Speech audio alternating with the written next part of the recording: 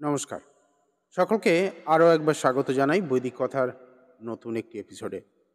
আমি জ্যোতিষীরক শুভঙ্কর আচার্য। প্রতিবারের ন্যায় আজকেও চলে এসেছি মার্চ মাসের রাশিফল নিয়ে।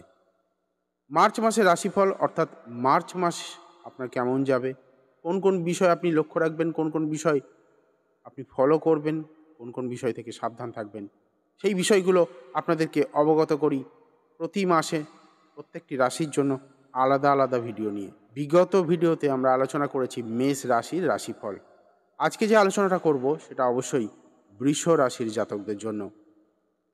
শুরু করার আগে আপনাদেরকে অনুরোধ করব, যারা প্রথমবার আমার এই চ্যানেলটি ভিজিট করছেন অবশ্যই সাবস্ক্রাইব করতে ভুলবেন না এবং ভালোবেসে একটা লাইক করে আমাকে উৎসাহিত করতে ভুলবেন না। হ্যাঁ, আপনার মূল্যবান মতামতকে আমি গুরুত্ব দিই, তাই নিজের মতামত কমেন্টে জানাতেও কিন্তু ভুলবেন না। যাই হোক, আজকে আলোচনা শুরু করব। আলোচনা শুরু করার আগে কয়েকটা বিষয় আমি আপনাদেরকে অবগত করাবো। সেটা হচ্ছে, দেখুন, আমরা যে আলোচনা করছি সেটা রাশিফল, একটা প্রেডিকশন, যেটা কিনা আগামী মাসের বৃষ রাশির জাতকদের হতে পারে বা বৃষ রাশির জাতকদের ক্ষেত্রে প্রযোজ্য হতে পারে।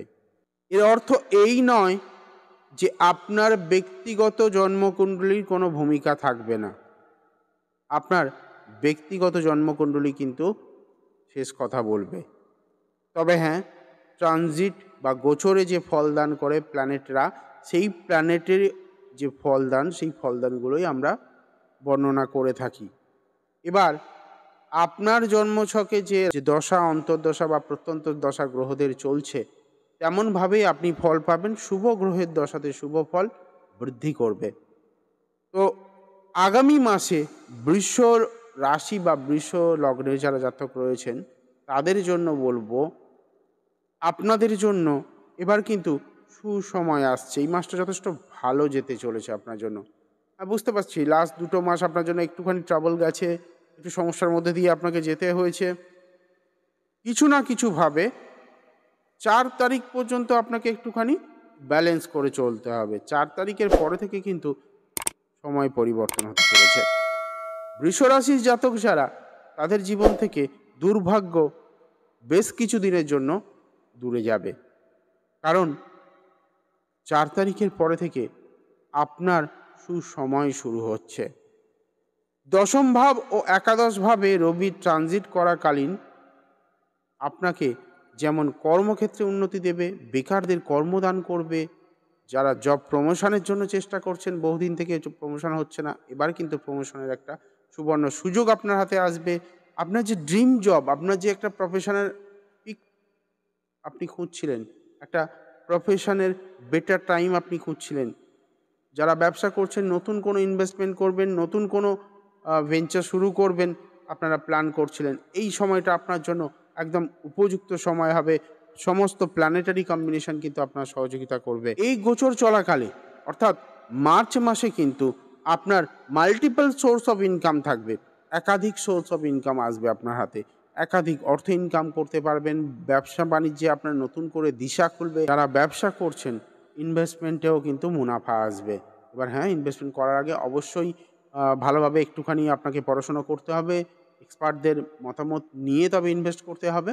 তবে হ্যাঁ, প্রফিট গেইন করার সুযোগ থাকবে এই মাসে, এটা আমি আপনাকে অ্যাস্ট্রোলজিক্যালি বলতে পারি। তবে শত্রুরা যারা রয়েছেন, এই মাসে কিন্তু আপনি তাদেরকে দমাতে সক্ষম হবেন। আপনার থেকে তারা দমে যাবে।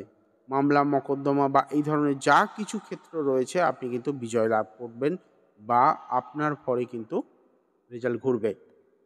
এবার আসি পারিবারিক জীবনের কথায়। সপ্তমপতি মঙ্গল শত্রুগৃহগত থাকার জন্য পারিবারিক অশান্তির একটা জায়গা কিন্তু তৈরি হচ্ছে। তাই আপনাকে একটু সংযত করে, একটু সমঝোতা করে আপনাকে চলতে হবে। কারণ আপনি যদি অধৈর্য হয়ে পড়েন, তাহলে সেই সম্পর্কটা আরও খারাপ থেকে খারাপতর হতে পারে। তাই আপনাকে একটু বুঝে চলতে হবে। তবে মাসের মধ্যবর্তী সময় থেকে ব্যাপারটা একটু হলেও রিডিউস হতে শুরু করবে। ব্যাপারটা কিছুটা প্রশমিত হবে মঙ্গলের ট্রানজিট ঘটে যাওয়ার পরে। এবার আসি আপনার শরীর স্বাস্থ্যের ব্যাপারটা নিয়ে। শরীর স্বাস্থ্য কিন্তু আপনার মোটামুটি ভালো থাকবে এটা বলা যেতে পারে। পুরনো কোনো রোগ থেকে মুক্তি পাবেন সেটারও কিন্তু সংযোগ দিচ্ছে এখানে। তবে পিতার সঙ্গে কিন্তু একটা মতপার্থক্য হওয়ার জায়গা রয়েছে। তার সঙ্গে সঙ্গে পিতার শরীর স্বাস্থ্য নিয়েও কিন্তু আপনাকে চিন্তিত থাকতে হবে। বাবার হেলথ ইস্যু আসতে পারে, সেটা নিয়ে আপনাকে সচেতন থাকার সঙ্গে সঙ্গে বাবার সঙ্গে সম্পর্ক নিয়ে কিন্তু আপনাকে একটু ডিপ্লোম্যাটিক ওয়েতে ব্যালেন্স করে চলতে হবে। এবার আপনার হেলথ কিছু ক্ষেত্রে ছোটোখাটো ডিজিজ ছাড়া, ওই সামান্য ঠান্ডা লাগা, ওয়েদার চেঞ্জের জন্য যে ছোটোখাটো রোগগুলো হয় সেগুলো ছাড়া মোটামুটিভাবে বলা যেতে পারে আপনার শরীর স্বাস্থ্য নিয়ে খুব একটা ভোগাবে না। তবে হ্যাঁ, যাদের মূত্রঘটিত কোনো ডিজিজ রয়েছে বা ইউরিনারি ট্রাবল রয়েছে তাদের জন্য কিন্তু সমস্যা দিতে পারে, তাদের ক্ষেত্রে কিন্তু সমস্যা বৃদ্ধি করতে পারে। বিশেষ করে সুগার রয়েছে যাদের, বা কোনো রকম লোয়ার অ্যাবডোমেনে কোনো রকম সমস্যা রয়েছে যাদের, তাদের কিন্তু একটু ট্রাবল দিতে পারে। এছাড়া বলা যেতে পারে আগামী মাস অর্থাৎ মার্চ মাস বৃষ রাশির জাতকদের জন্য একটা সুবর্ণ সুযোগ বয়ে আনবে, একটা খুব ভালো সময় আপনাকে দান করবে। প্রেমজ সম্পর্কে যারা রয়েছেন একটু ভালো করে ভেবে দেখুন।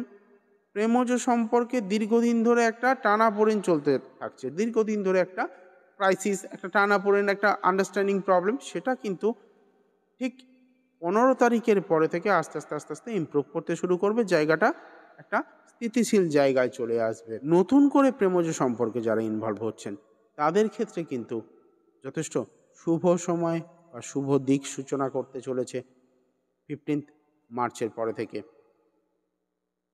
এটা ছিল মার্চ মাসের বৃষ রাশির জাতকদের জন্য মাসিক রাশিফল। আগামী ভিডিওতে আপনারা পরবর্তী রাশিগুলো কিন্তু ব্যাক টু ব্যাক পেতে থাকবেন। তবে যেতে যেতে একটা অনুরোধ করি, এই চ্যানেলটি প্রথমবার যারা ভিজিট করছেন এবং এতক্ষণ অনুষ্ঠানটি যারা দেখলেন তাদেরকে অনুরোধ করব অবশ্যই এই চ্যানেলটিকে সাবস্ক্রাইব করে আগামী দিনে আরও ভালো ভালো ভিডিও যাতে আমি দিতে পারি, আরও ভালো ভালো অনুষ্ঠান নিয়ে আপনাদের কাছে আসতে পারি, তার জন্য আমাকে উৎসাহিত করতে অনুরোধ করব। এবং প্রয়োজনে অবশ্যই স্ক্রিনে দেওয়া যে ডিটেলস রয়েছে, যে হেল্পলাইন নাম্বার রয়েছে, সেখানে যোগাযোগ করে আপনারা কনসালটেশন বুকিংও করাতে পারেন। এবং প্রয়োজনে যে কোনো রকম সহযোগিতার জন্য আমি আছি আপনাদের পাশে, আপনাদের সাথে। ভালো থাকবেন। মা তারা আপনাদের অনেক অনেক মঙ্গল করুন, অনেক ভালো রাখুন, এই প্রার্থনা করে বিদায় নিলাম। জয় মা তারা।